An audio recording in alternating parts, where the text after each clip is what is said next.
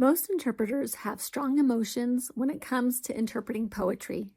They either love them or hate them. Regardless, we're tasked to interpret them from time to time. When given advance notice, this can be an exhilarating process that some interpreters enjoy.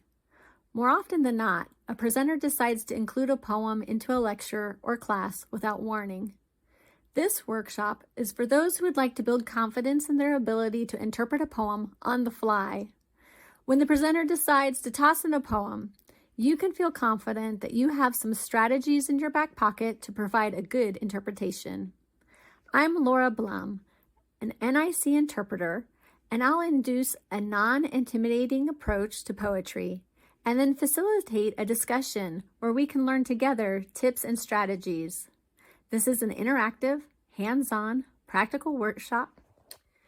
Most